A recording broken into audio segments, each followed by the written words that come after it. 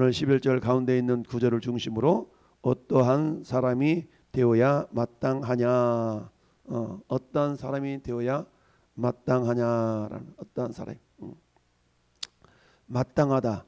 그래서 마땅하다는 단어가 원어적인 의미로 보면은 이렇게 꽉 얽어매다, 딱 붙잡다, 꽉 매이다 이런 동사에서 온 단어거든요. 그러니까 마땅하다는 얘기는 꽉 붙잡히는 거예요. 꽉 붙잡혀. 뭘로 붙잡아야 될까요? 우리가 말씀으로 붙잡아야 되겠죠. 성령께 붙잡아야 되겠죠. 그렇습니다. 꽉 붙잡히면 우리가 흔들리지 않겠죠. 그냥 적당히 붙들리니까 왜 트럭에다 짐을 한 대 싣고 가는데 우리가 이 밧줄을 이렇게 매야 되는데 흔들리 꽉 매야 되는데 그냥 설렁설렁 매면 어때요? 짐이 막 와르르 무너지기도 하고 막 이러지 않습니까? 이것은 마땅한 것이 아니에요. 마땅한 것이. 이 마땅하다는 이 동사는 마땅하냐라는 이 말은 겨우 확 들러매다 막 이런 그런 단어에서 왔거든요.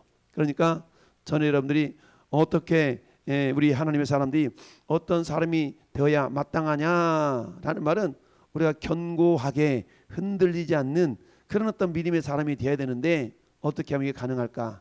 어떻게 한 것이 꽉 붙들려 있는 것이 되냐? 어떻게 것이 꽉 이게 묶여져 있는 것이 되냐? 이게 오늘 말씀에 나타나 있다 이거죠. 할렐루야.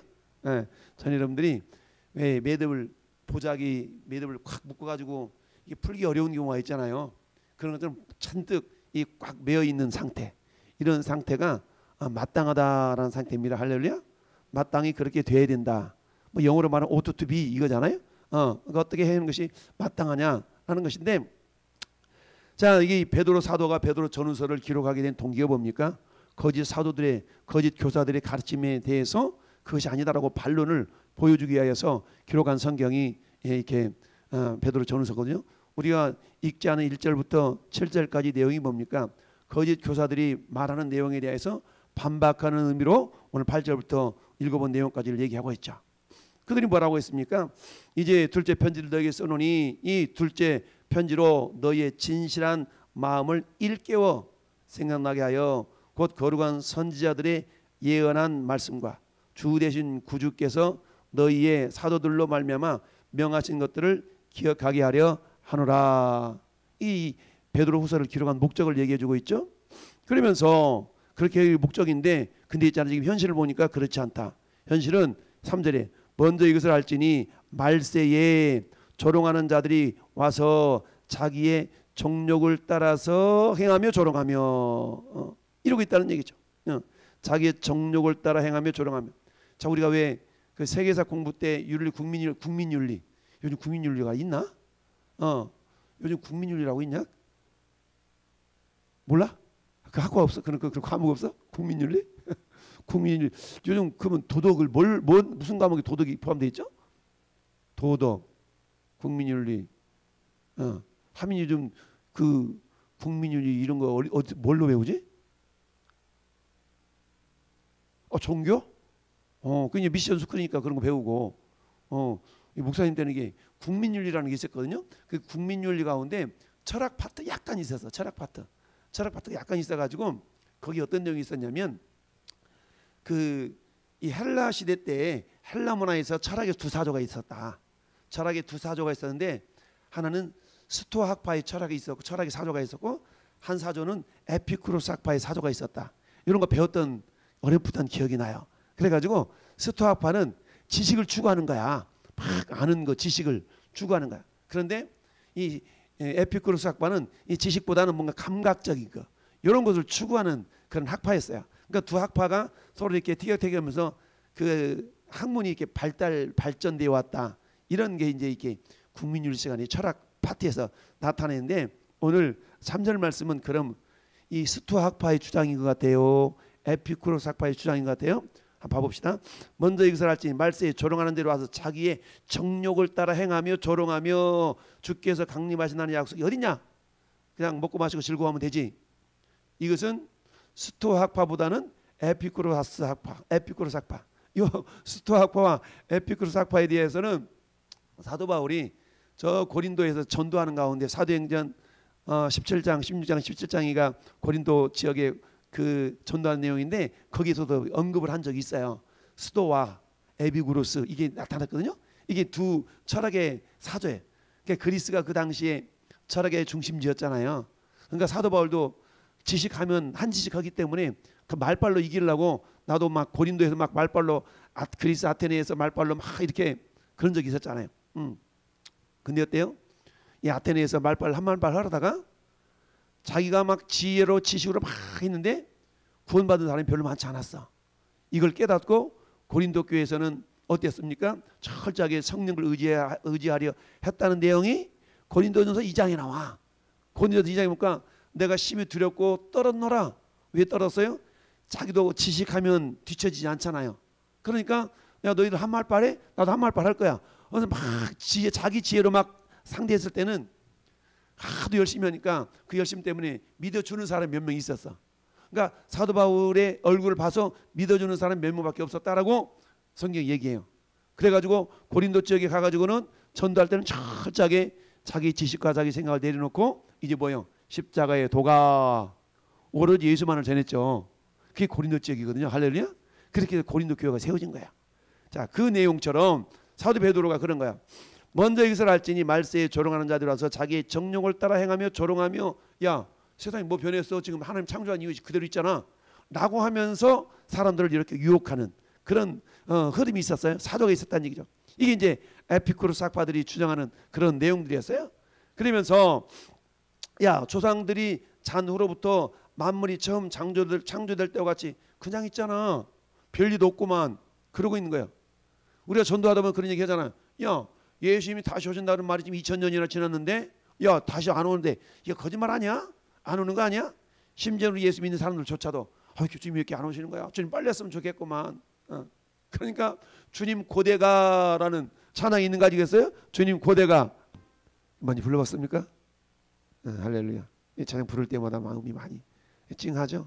이 찬양을 부르는 사람은 어떤 사람이 감동이 있겠어요? 주님 오심을 사모하는 자. 오늘 뒤에 있는 내용처럼 아마 이 손양원 목사님이 오늘 본문을 읽으면서 아마 그랬을 거예요.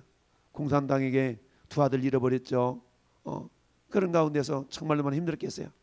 그러면서 주님 다시 오실 주님을 이렇게 기대하며 기다리며 바라보며 사모하며 할렐루야. 그 아픔을 이겨냈지 않았나 싶어요.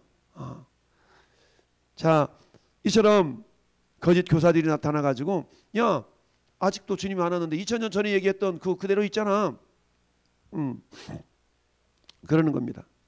그러자 뭐라고 말씀하고 있냐? 7절 말씀에 이제 하늘과 땅은 그 동일한 말씀으로 불사르기 위하여 보호하신 바 되어 경건하지 아니하는 사람들의 심판과 멸망의 날까지 뭐 했어요? 보존하여 두신 것이라. 동일한 말씀이에요. 여러분 노아 심판 때는 동일한 말씀이 물로 심판이 이루어졌죠. 마지막 심판 날은 동일한 말씀이 불로 심판을 할 날이 남아 있어요. 할렐루야. 동일한 말씀이라는 얘기죠. 자, 동일한 말씀이라는 것은 하나님이 영원 전부터 계셨고 영원 후에도 계시잖아요. 그러니까 영원 가운데 계신 주님은 항상 현재형이에요. 현재형. 노아 당시에도 현재로 계셨고요. 할렐루야. 오늘 이 시대도 그 동일하신 하나님이 현재로 계셔요. 마지막 심판 날에도 주님은 현재형으로 그대로 계셔요. 그러니까 어떤 말씀이요? 동일한 말씀입니다. 오늘 우리가 이 말씀 받을 때 이 말씀은 항상 현재형이 현재형. 나에게 현재로 다가오시는 하나님이에요. 물론 과거에 기록되어져도 과거에 말씀하신 것 같지만 우리와 하나님의 관계는 항상 현재형으로 우리가 맞이할 수 있어야 돼요. 그때 뭐 아브라함과 말씀하셨던 하나님 지금 계시기는 한가? 이게 아니라 아브라함에게 말씀하셨던 그 하나님은 지금 오늘 또 우리 예배를 받으시는 하나님. 우리의 기도를 들으시는 하나님. 우리에게 죄적 입술을 통해서 말씀하시는 하나님. 그 하나님은 동일한 하나님이셔요. 우리가 동일한 하나님, 동일한 말씀인 것을 우리가 늘 기억하며 살 수 있기를 바랍니다. 그러면서 베드로가 그러니까 어떻다? 사랑하는 자들아 죽게는 하루가 천년 같고 천년이 하루 같다는 이 한 가지 사실을 잊지 말아라 라고 말씀하고 있습니다. 죽게는 하루가 천년 같고 천년이 하루 같다는 거죠. 참, 이 말씀을 모세가 시편 90편에서 이렇게 얘기했잖아요. 시편 90편 4절에 주의 복전에는 천년이 지나간 어제 같으며 밤의 한순간 같을 뿐입니다.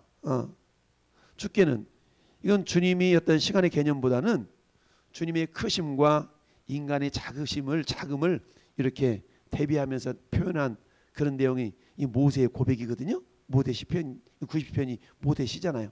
이렇게 고백했어요. 그와 반면에 오늘 베드로가 말하는 베드로가 모세 시편을 인용해서 이렇게 다시 한번 얘기한 내용은 주님의 시간의 관점이라는 것은 인간이 이해하는 그 시간의 관점과는 다를 수가 있다라는 거예요. 우리가 보통 하나님의 때, 하나님의 날 그렇게 얘기하잖아요. 이 때라는 것이 성경에는 언어로 두 가지 언어로 됐다 그랬잖아요. 두 가지 언어가 두 가지 단어라고 그랬죠. 보통 우리가 이제 이렇게 흘러가는 시간, 지금이 2023년 4월 9일이라는 시간을 보통 크로노스라고 표현한다 그랬죠. 흘러가는 시간을 크로노스예요. 근데 하나님의 때, 어떤 때, 요거는 카이로스라 그래. 똑같이 때로 번역이 되어 있지만, 똑같이 시간으로 번역이 되어 있지만, 우리가 생각하는 것은 작년, 올해, 내년 이런 관점이지만 하나님의 관점이 볼 때는 하루가 1000년 같고 1000년이 하루 같다는 얘기죠. 무슨 말이에요? 하나님은 1000년에 이루실 일도 하루 만에 이루실 수 있는 능력의 하나님이라는 거였죠. 그러니까 하나님의 시간은 언제인지 모르지만 인간의 시간의 관점을 볼 때는 1000년 그렇게 긴 날 동안에 2000년 동안 주님 안 오셨잖아요. 지금 약속하신 지. 그러니까 2000년 동안 안 왔으니까 앞으로 안 올 거야. 이렇게 생각할 수도 있는데 그게 아니야. 하나님께는 1000년이 하루 같을 수도 있어. 지난 2000년 동안 이루셨던 하나님은 이틀 만에 이루실 수도 있고 하루 만에 이루실 수도 있거든. 이렇게 주님이 베드로 입술을 통해 말씀하고 계신 거예요. 그러면서 야 너희가 이걸 잊어먹으면 안 돼. 주께는 하루가 1000년 같고 1000년이 하루 같다. 하루 만에 1000년이 이루실 일을 이루실 수도 있는 하나님.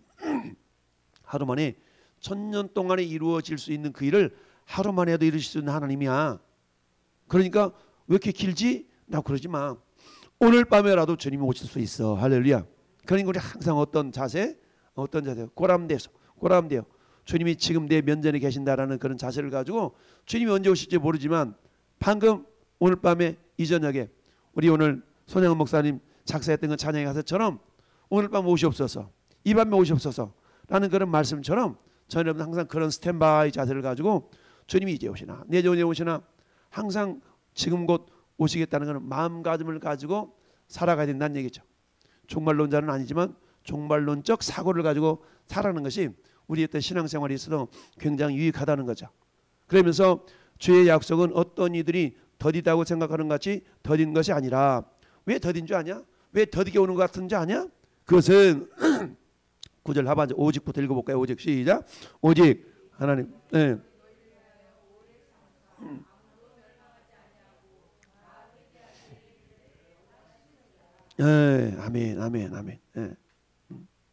오직 이런 말이 알라라는 단어인데 오직 주께서는 너희를 대하여 오래 참으사 아무도 멸망하지 않고 다 회개하기에 이르기시를 원하시느니라. 할렐루야. 만약에 전에 여러분들 예수 믿기 이전에 예수님 오셨다라면 큰일 날 뻔했어요. 그렇잖아요. 제가 대학교 1학년 때 예수 믿었거든요. 그럼 대학교 예수 믿기 1학년 때 예수 믿었는데 제가 고등학교 3학년 때 예수님 오셨으면 어떨 뻔했어? 저는 그냥 남겨진 자 됐잖아요. 남겨진 자. 그잖아요. 땅에 남겨진 자 될 뻔했어요. 감사하게도 제가 대학교 1학년 이전에 주님 오시지 않아서 감사하잖아요. 왜? 내가 예수 믿고 회개하고 예수 믿었으니까. 이와 마찬가지로 주님은 오늘 15절에 그렇게 해요. 읽어보지 않았지만 15절 오늘 9절의 해석 확대 해석이 15절인데 15절 한번 같이 읽어볼까요? 또 우리 주의 오래 참으심이 구원이 되는 줄로 여기라. 우리가 사랑하는 형제 바울도 그 받은 지혜대로 너에게 이같이 썼고. 아멘. 우리 주님의 오래 참으심이 구원이 되는 줄로 알아라는 것이죠. 할렐루야. 우리 예수님이 500여 형제들이 바라보는 가운데 감람산에 올라가셨잖아요.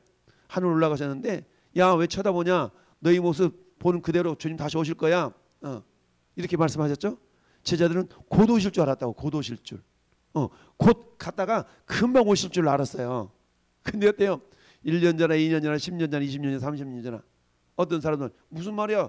1000년 지나도 안 오구만 100년 지나도 안 오구만. 그러니까 사도 베드로가 이 기록할 이 당시에는 어때요? 주 한 70년 80년 됐으니까 예수님이 승천하신 지 몇 년 됐어요? 한 4, 50년 지난 때예요. 그러니까 4, 50년은 세월이 긴 세월이잖아요. 그때 이 기록할 당시에 또 예수님이 안 오셨으니까 뭐 안 오는구만. 노아 홍수 이후에 세상 그대로 있잖아.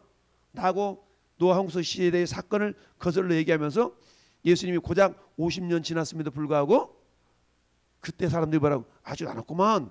근데 이 이야기를 오늘날로 적용시킨다면 무슨 소리야? 50년은 고사하고 지금 2000년이 지났잖아요. 2000년이 지났는데 안 오셨어. 야, 아직도 안 왔어. 그래 많은 사람들이 그렇게 생각한다는 거죠. 야, 2000년 동안이 안 왔구만 또 오려고? 걱정 마. 캐셀라 세라. 될 대로 살아. 그냥 되는 대로 살아. 이게 에피쿠로스 학파의 후손들의 모습이에요. 그러니 정명석 같은 인간이 나오는 거야. 그러니까 그러면서 자칭 예수라는 사람이 나와요. 그래서 우리 대한민국에는 자칭 예수라는 사람이 30명 정도 있다고 그러는데 그런 사람이 나오는 거야. 자칭 예수, 자칭 보혜사라는 사람이 막 나와요. 자, 그러면서 이 예수님이 막 늦게 오니까 이미 왔다고 거짓말 쳐가지고 야, 예수 영이 내한테 육체로 왔어. 이런 사람들이 저 하나님에게 그 뭐시기 이런 사람들한테 그렇게 가르치니까 야, 오늘 내가 놀랬네. 그쪽으로 이렇게 차량을 몰고 또 갔더니 야, 뭐 교회라고 표현하거든. 그래? 하면 그 앞에 막 차들이 얼마나 많든지, 예. 그렇게 사이비 이단의 가르침에도 사람들이 막 우르르 몰려가는 모습을 보면 저는 야, 디모데 말씀이 생각나요. 후일에 어떤 사람들이 믿음에서 떠나 귀신의 가르침과 악한 영과 귀신의 가르침을 따르리라. 야, 이렇게 말씀하고 있잖아요. 그러니 저와 여러분들은 이단에 안 빠진 걸 감사하시고 할렐루야. 바른 신앙을 갖고 있는 것에 대해 감사하시고 그렇잖아요. 왜요? 이단들은 성경 분명히 말씀했어요. 구원 못 받는다는 거죠. 왜? 믿음에서 떠나야 그걸로 가거든. 그러면 믿음에서 떠나야 이단 사입으로 가니까 믿음에서 떠난 사람이 구원을 받겠어요? 믿음에 떠난 구원이 없죠. 근데 감사하게도 우리는 어때요? 야, 꾸역꾸역 묻어나게 우리가 예수 믿고 할렐루야 주님 나를 구원해 주시니 감사합니다. 어떤 큰 기적적인 모습 내 삶이 없어도 그래도 나 주님 따라가게 하시니 감사합니다. 할렐루야. 얼마나 감사하냐고. 주님은 어떤 사람이 더딘 것 같이 왜 이렇게 안 오시는데 왜 이렇게 안 오시는데 더딘 것이 아니에요. 한 사람이라도 더 회개해서 구원하려고 그러는 거지. 아직도 저 사람들 안 왔잖아요. 이렇게 안 한다고 꼬암쳤더니 오늘 우리 저기 성문이 형님 왔더구만. 그렇잖아요. 또 와야 될 사람 많잖아. 저 가운데는 예수 믿는다고 하면서 여전히 뭐 한 번쯤 빠진다고 무슨 대수겠어 이런 사람도 있겠고 그렇잖아요. 한 번쯤 빠진다고 무슨 일 있어? 그러다 보니까 한 번 빠져 두 번 빠져 이게 이제 완전 빠져먹죠. 이런 사람도 많잖아요. 그러니까 거룩한 습관을 들인다는 것이 얼마나 중요한지. 할렐루야. 우리 하민이는 좋은 엄마 아빠 만난 거 감사하시고 좋은 할아버지 할머니 만난 거 감사하시고 할렐루야. 디모데가 그렇게 믿음이 왔잖아. 외조모 외할머니부터 믿음이 온 거야. 외조모 뭐요 로이스 어머니 윤희계 외할머니한테 이렇게 쫙 왔어. 근데 엄마 아빠의 아버지가 다 목사님이시니까 얼마나 감사해. 할렐루야. 이게 감사할 일이거든. 감사할 일. 참 그게 복인데 복을 알아야 돼. 알고 있지? 할렐루야.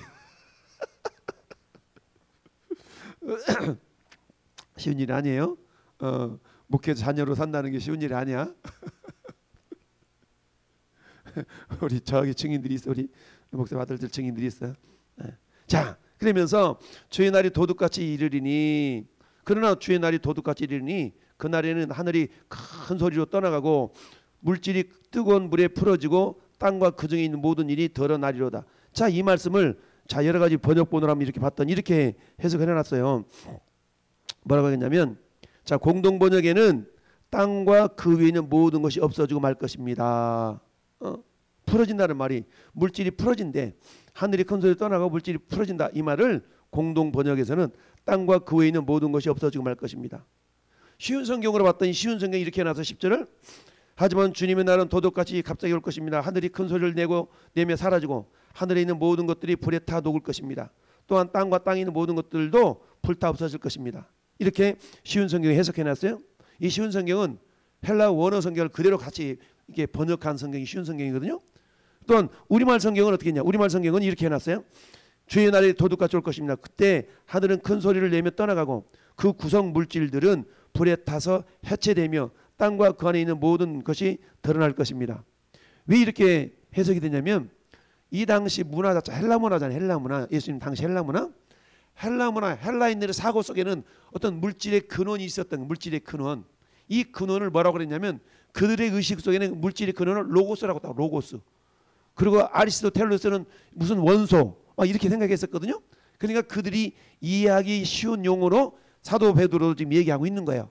너희들이 생각하고 있는 그거 있잖아. 그거 기본적인 원소. 그것도 사라질 수가 있어. 사라질 때가 있다니까 라고 지금 해석을 하고 있는 겁니다. 현대 성경이 이렇게 하고 있어요. 주님의 날은 마치 도둑같이 오는 것 같아서 같이 생각하지 않을 때 옵니다. 그날이 하늘은 요란스러운 소리를 내면서 사라지고 천체 해와 달과 별 불에 타서 없어지고 땅과 땅에 있는 모든 것들이 다 불타 버릴 것입니다. 이렇게 해석을 했어요. 이걸 보면 여호와 증인들이 말하는 이 땅이 싹 새롭게 변해가지고 여기에 천국이 이루어진다는 말은 틀린 말이야. 새로운 하늘과 새 땅이 하늘로부터 내려와. 이 땅은 사라져버리고 이것은 완전히 사라지고. 그러니까 이 땅은 전혀 새로운 모습으로 주님이 이건 다 불타서 없어지고 저 하늘에서 새 하늘과 새 땅이 내려오는 겁니다. 할렐루야. 자, 그런데 그 모습이 어떻게 오느냐? 도둑같이 온다는 얘기입니다. 도둑같이 와. 그런데 중요한 것은 우리들한테는 깨어있는 사람들한테는 도둑같이 오는 게 아니에요. 깨어있지 않는 사람들한테는 도둑같이 와요. 데살로니가전서 5장에 이렇게 얘기하잖아요. 형제들아 때와 시기에 관하여서 너에게 쓸 것이 없다. 그러면서 주의 날이 밤에 도둑같이 이를 줄을 너희 자신이 자세히 알기 때문이다. 주인의 도둑같이 온다고 앞에 써놨으면서 그런데 그들이 평안하다 안전한 할 그때에 임신한 여자에게 해산의 고통 이름과 같이 멸망이 갑자기 그들에게 이르리니 결코 피하지 못하라. 여기서 그들이라는 것은 믿지 않는 자들이에요. 그들이라는 깨닫지 않는 자들이에요. 그러면서 데살로니가전서 5장 4절에 형제들아 너희는 어둠에 있지 아니하며 따릅시다. 그날이 도둑같이 너희에게 임하지 못하리라. 그러니까 그런데 너희는 저 사람들은 깨어있지 않는 사람들, 어둠과 이게 친한 사람들은 주님이 오심이 도둑같이 매. 근데 너희들은 어둠의 자식이 아니잖아. 우리는 빛의 자녀잖아. 할렐루야. 그러니까 어때? 빛의 자녀들에게는 주님의 오심이 갑자기 오는 게 아니에요.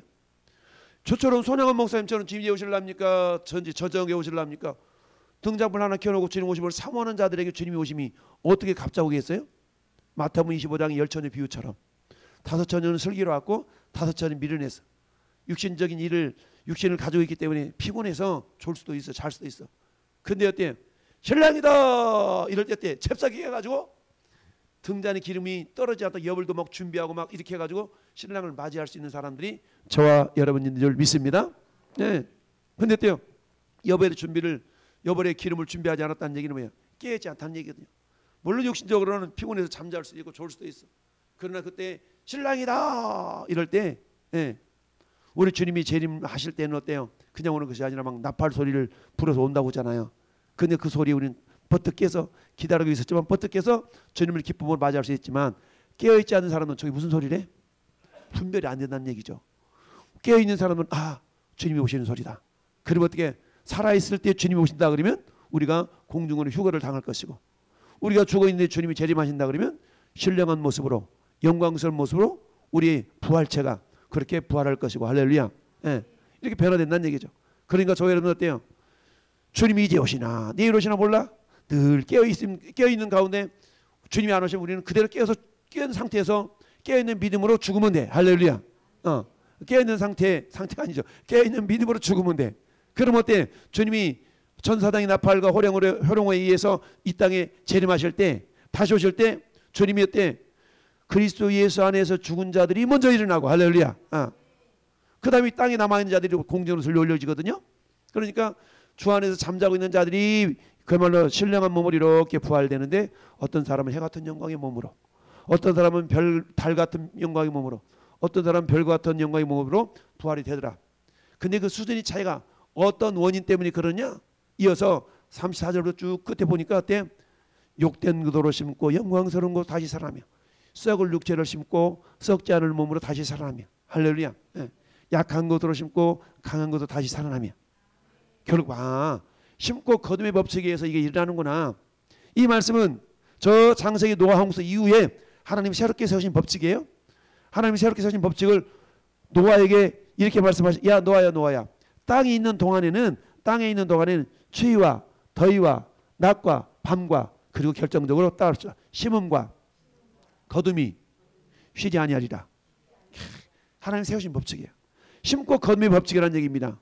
오늘날 우리가 어떻게 심고 거둡니까? 욕된 것으로 심고 영광스러운 것 다시 살아나며. 우리가 전도하다 보면 욕 먹잖아요. 어떤 사람은 지나가면서 이 XXM이 지나간 사람도 있다니까. 할렐루야, 오늘 복받게 하시니 감사합니다. 피곤해, 연약해. 근데 연약한 걸 가지고 주 앞 복음을 위해서 육신을 막 드리는 거예요. 이게 약한 것을 심을 때 저 영원한 날에 강한 것으로 다시 부활로 일어날 줄 믿습니다. 이게 노홍수 위에 하나님이 세우신 법칙인데 그 법칙대로 살아가는 자를 깨어있는 자라고 말할 수 있어요. 할렐루야. 네. 그럴 때 결론. 그럼 우리는 어떤 사람이 되어야 마땅하냐? 어떤 사람이 되어야 마땅하냐? 네 가지 명령을 우리에게 주고 있어요. 네 가지 명령. 네 가지 명령입니다. 첫째, 12절 따라합시다. 주님의 날이 임하기를 바라보고 사모하라. 네, 그렇습니다. 주님의 날이 임하기를 바라보고 사모하라. 할렐루야. 주님의 날이 임하기를 바라보고 사모하래. 바라보고 사모하라. 그건 뭡니까? 그 날은 분명히 임하는데 바라보라는 얘기는 여기서 see가 아니죠. 호프잖아. 호프. 소망을 가져라는 거죠. 눈으로 바라보는 것이 아니라 기대하라, 이런 의미가 있죠. 그래서 바라보고 사모하라라고, 그래서 바라보고 사모하라, 간절히 사모하라라고 말씀하고 있습니다. 할렐루야. 예.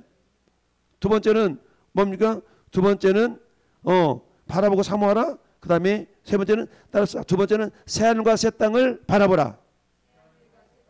그렇죠. 첫째는 그 날을 바라보고 사모해야 되고, 두 번째는 천국을 바라보고 사모하라는 거죠. 할렐루야. 첫째는 그 날을 사모하래. 그 날. 이제 오실지 저제 오실지 모르지만 주님 안 왔으면 좋겠어요. 왜? 지금 이 땅이 너무 좋거든요. 롯의 처가 소돔과 고모라 성을 딱 가라 그러니까 너무 싸나운 곳이 많아가지고 미련이만 뒤돌아보잖아. 저 냉장고도 가져와야 되는데, 저 세탁기도 가져와야 되는데, 장만한 지 얼마 안 됐는데 미련이 많아. 근데 천사들이 막 손을 이끌으니까 뒤돌아보면 안 돼요. 뒤돌아보면 안 돼요. 근데 미련이 많아가지고 어때요? 이제 막 장만한 지 얼마 안 됐거든. 이 본전 생각이 나고 막 뒤돌아봤더니 소금기둥이 되었다는 거 아니겠어요? 여러분, 주님을 부르시면 주님보다 더 이 땅에 값어치 있는 게 없거든요. 근데 주님이 부르심보다 값어치 있는 게 없는데 롯의 처는 주님의 부르심보다, 주님의 구원하심보다 저 뒤에 있는 것이 미련이 많았다는 얘기죠. 그러니까 뒤돌아본 거 아니겠어요? 저는 여러분들은 언제든 주님이 오라 그러면 모든 거 다 내려놓고 할렐루야 주님 앞에 갈 수 있는 믿음이 있길 바랍니다. 예. 첫 번째처럼 사모하고, 두 번째는 바라보고, 세 번째는 뭐냐? 오늘 14절 보니까 그러므로 살아난 자들아 너희가 이것을 바라보나니 주 앞에서 점도 없고 흠도 없이 평강 가운데 나타나기를 바라. 힘쓰라. 힘쓰라. 한마디로 말하면 점도 없고 힘도 없이라는 말은 저 11절로 연결돼요. 11절 다시 올라가 볼까요? 시작. 이 모든 것이 이렇게 풀어지리니 너희가 어떤 사람이 되어야 마땅하냐? 거룩한 행실과 경건함으로. 아멘. 이 가장 베이스가 깔려 있어야 된다는 얘기죠. 그러니까 이것까지 합치면 네 개의 명령이 되는 거예요. 첫 번째는 뭐냐? 거룩한 행실과 경건한 모습으로 살아가라는 얘기죠. 거룩한 행실은 구별된 행실이에요. 목사 요즘 애들 왜 그런 어떻게 하는지 알아요? 아빠 요즘 애들 그렇단 말이야. 우리 하민이 그럴 수 있거든요. 아니 걔네들은 그러다 치대로 나만 안 그러면 돼. 예. 우리 반 애들 다 그래요. 우리 반 애들 다 그러거든요. 요즘 애들 다 담배 피고요. 요즘 애들 다 그냥 보이지 않는데 뭐 하고 그래요. 그들은 그렇다 할지라도 나는 안 그러면 돼. 나만 이 거룩한 행실로. 할렐루야. 나는 안 그러면 된다는 얘기죠. 이게 뭐예요? 이게 거룩한 행실. 경건함이라는 건 주님을 닮아가는 거거든요. 내가 어떻게 하면 주님을 닮아갈까? 어떻게 하면 주님을 닮아갈까? 야, 예수님 이랬대. 예수님 저랬대. 그래 그럼 나도 예수님처럼 이렇게 해볼까? 이게 경건한 모습이에요. 구별됨과 경건한 모습. 세상 속에 살아가긴 하지만 구별됨과 경건한 모습을 가지고 할렐루야. 그 다음에 어떻게 된다고요? 사모하고 바라보고 힘쓰라. 할렐루야. 거룩함과 경건함 딱 무장한 그 베이스에서 사모하고 바라보고 힘쓰라. 따라합시다. 사모하고 바라보고 힘쓰라. 이건 저절로 되는 게 아니라는 거예요. 하나님 우리에게 인격을 주셨잖아요. 자유의지를 주셨잖아요. 가만히 있으면 되겠지가 아니라 가만히 있으면 마귀가 우리를 저 지옥으로 이끌어가. 그러니까 가만히 있으면 안 되고 마귀와 싸워야 되고. 할렐루야. 우리가 적당히 해. 아니요. 신앙생활은 적당히 하는 게 아니에요. 죽든지 살든지. 그래서 그때 그게 구별됨이잖아요. 오늘 어떤 사람이 되어야 마땅하냐? 여러분 성경의 모든 약속은 다 이루어졌어요? 이루어지지 않는 것이면 주님이 다시 오시면 안 이루어졌잖아요. 주님이 다시 오실 때 우리 모습은 어떤 모습으로 주님께 보여드리냐? 마땅하냐? 거룩함과 경건함으로 무장해서 주님의 날이 임하기를 사모하고 바라보고, 할렐루야. 그리고 그와 같은 모습으로 평강 가운데 주님이 너 그렇게 했구나, 그렇게 되기를 힘쓰리는 거예요. 이 밤에 저희가 예배자리에 나와 있는 것은 이 세 가지 모습, 세 가지 명령, 한 가지 기본 베이스 갖추고 있는 줄 믿습니다. 이런 모습들이 여러분들 주님 앞에 서는 그날까지 변치 않고 퇴색되지 않고 곧줄 나가서, 줄곧 나가서 어떤 사단의 유혹이 있다 할지라도 우리가 휩쓸리지 않는 그런 믿음의 사람 될 수 있기를 예수님의 이름으로 축원합니다.